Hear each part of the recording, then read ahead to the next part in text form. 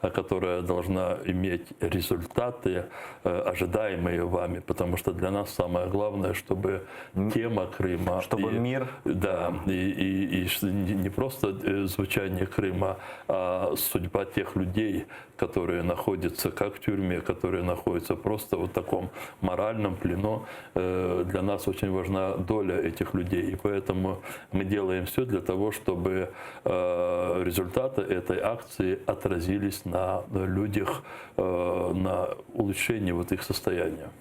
И самое главное, чтобы мир понимал о том, что никто не позволит умалчивать Крым.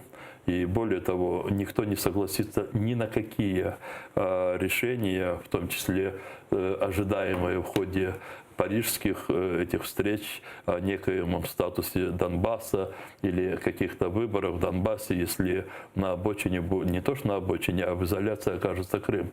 То есть никто не будет позволять даже допустить мысли в Москве о том, что Украина по факту отказывается от Крыма. Украинское общество ожидает, я вижу в ходе наших этих всех консультаций, уже под практической реализацией этой идеи, я ни на минуту не сомневаюсь, что украинское общество с очень большим достоинством проведет эту акцию.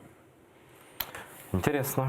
Будем следить за вашими постами в Facebook. Ну, не постами, мы буквально, я думаю, что Меджлиса, в 20-х числах мы уже обнародуем все наши планы, соберется штаб и все будет. Я просто помню, как, говорите, они типа высмеивают, а на самом деле ничего вы смешного. Помните, как было с гражданской блокадой? Мы сперва их честно предупредили. Очень было, да, ха-ха-ха. Да. Мы предупредили их с трибуны Верховной Рады.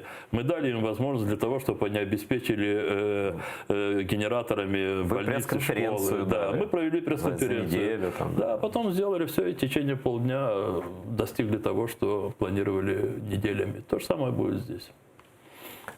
Ну, из Крыма приходит множество шизофренических новостей. Если бы я всех читал, то, кстати, можно такую программу устроить, просто читать новости из Крыма и, ну, не знаю, смеяться над этим, плакать. Вот, например, новость свеженькая. В оккупированном Крыму одной из улиц в жилом квартале Симферополя решили дать имя ликвидированного главаря террористической организации ДНР Александра Захарченко. Об этом пишет газета «Сегодня» с ссылкой на депутата Российской Госдумы от Крыма, в кавычки, естественно, какой он к чертям собачьим, депутат Андрей Козенко. Знаете вы этого персонажа и чего это он так решил заняться увековечением террористов в Крыму? Да, я помню Козенко, это был один из таких молодых функционеров русской общины, достаточно близкий к Аксенову человек. Поэтому он, наверное, стал и его назначили так называемым депутатом Государственной Думы. Хочу сказать, что и он, и его шеф Сергей Аксенов до 27 февраля они были сторонниками нахождения Крыма в составе украинского государства, но потом, когда уже, видимо, с ними переговорили соответствующие службы России, то они поступили так, как поступили. Но они, в принципе, хотят вот эту улицу назвать именем себе подобного. Никто не знал о таком политическом деятеле, как Захарченко, которого там где-то нашли на помойке, и, в общем-то, сейчас он на помойке тоже, в принципе, оказался, так по-другому называется, да? Вот. Но это же начало, они могут там с новой волной переименований Крыма. Если мы говорим о переименовании, да, там же они уже сейчас делают, но уже это не глупости, это настолько целенаправленные выпады против крымских татар. Вы знаете, что они сейчас взяли за правило в местах компактного поселения крымских татар давать такие названия, которые абсолютно не имеют никакого отношения не только к крымским татарам, но и к Крыму. Ну, скажем, где-то в массиве они могут назвать улицу там Тульская, там, да, или еще какой-то город там, людьми, которые, ну вот Захарченко вы сказали, ну, бандитами. Но вообще крымские татары все всегда делали сами избирали свой представительный орган, сами голосовали, сами проводили перепись свою в любых условиях. Сейчас идет целое движение, да. Просто мне зрители могут сами посмотреть, особенно в социальных сетях, если я не ошибаюсь, вот Каменки, там сбор подписей. И даже сегодня было сообщение, и, кстати, смотрите, вот у них это сидит внутри, да, хотя они пытаются очень часто прикрывать свои истинные такие чувства и намерения так называемым интернационализмом, национализмом, о том, что все равны.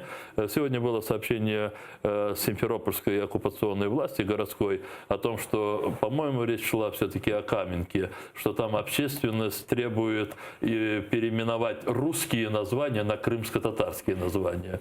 Но, надо изнутри их тоже троллить. Все правильно. Речь, просто они специально акцентируют внимание, что на русских. Речь идет о том, что туда были привнесены названия, не присущие для Крыма. Они могли не быть этнически русскими, но мало все ли понятно, там. нет, понятно, как но они это переименовывали. называют русским. Все, что не крымско-татарское, это для них русское.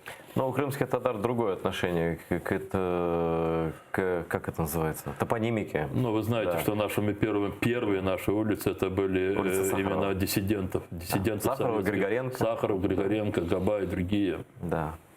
Ну и я хочу, чтобы у нас подходит к концу программа. К сожалению, на днях подошла к концу, по крайней мере, земная жизнь Валерия Евгеньевича Возгрина, историка, делегата второго Курултая, который произошел после возвращения крымских татар. Человек, который написал историю крымских татар, 4-томный, совершенно феерический труд. Вот он на экране изображен на фоне полки. Успел издать телеканал АТР, тогда еще в Крыму в 2013 году. Это 4-томник, который можно купить на телеканале АТР.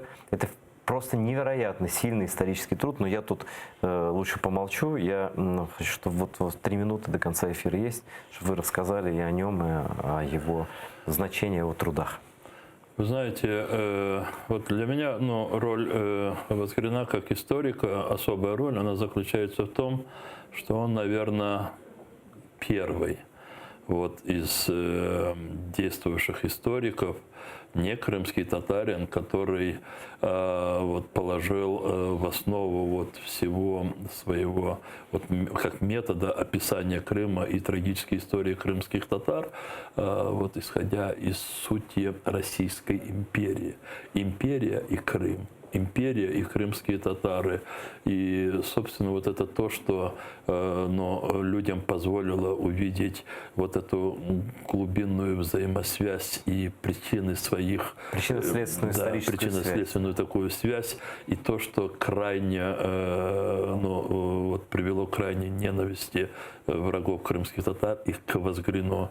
Ему приходилось бороться несколько таких фронтов, и в том числе отстаивать свое доброе имя. Но я вам хочу сказать о том, что гражданская панихида, в которой участвовала и делегация Меджлиса крымтарского народа, она показала то, что очень многие его коллеги, сегодняшние его коллеги, они высоко оценивают его подвиг ученого. Посмотрите на это фото. Да? Это Санкт-Петербург. Это Санкт-Петербург, это крымско-татарский это крымско-татарский флаг, которым покрыт гроб русского историка, академика, который с конца, по-моему, 60-х годов писал свою историю крымских татар, никогда не надеясь на то, что она будет опубликована. Да, это все стало известно в конце уже 80-х, начало 90-х годов, и он был избран членом Меджлиса крымтарского народа.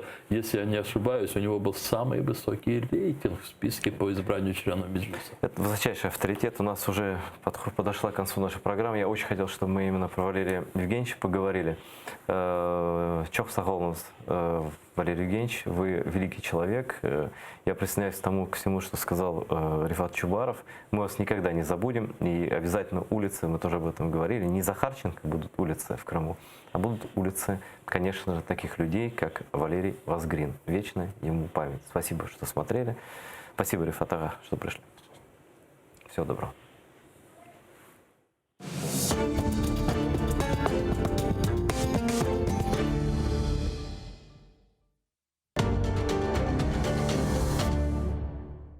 Eski Kırım şehrinde aynı mında belli olğanı gibi bizim ressamımız Nuri Ağa Yakubov yaşay ve aynı bugün onun korantasının yakınca tanış olacağımız. Selam aleyküm Nuri Ağa. Aleykümselam. Hoş geldiniz. Çok sağ olunuz. Geliniz. Çok sağ olunuz davet ettiğiniz için. Buyurunuz evimizde. Керек ғайырдан тікілемеге біздің yaşayışımızın, hayatımızın nasıl olğanını evvelden icadımda birinci mesele bunu tarihte kaldırmak. Nasıl bizim halkımız, bizim milletimiz Müslüman olarak, Kırım Tatar olarak nasıl yaşayabilir? Nasıl sokaklarda gezerdiler, nasıl evlerde yaşayırdılar. Mına siz 24 yıl dediniz beraberlikte ve aslında bu yıl beraberlikte yaşamak bu büyük sabır gerek, büyük kadın taraftan büyük hükmetlik gerek. Kıyın vaxtları da ola, kuvançlar da ola, balacıklar da ola, çeşitli şeyler ola. Her şeye sabır etmek gerek. Mına men de evde, balam da, iki balam da evde çalışalar. Onun için bizim ustahanemiz hepsi mında. Birden kirgenimden meni bu kuzgu dikkatimni celp etti pek dülber. Bunu da anlağanıma göre bütün resimlerini özünüz yaptınız. Ballarınız, umumen korantanız pek istidatlı ve sizinle konuşmak benim için bugün büyükten büyük kıvanç edi. Allah razı olsun ve elbette ki de çok yıllar devamında mına böyle sofra başında, bol bereketli sofra başında vaktini geçirmeye ve icat etmeye Allah kısmet etsin. Çok sağ olunuz.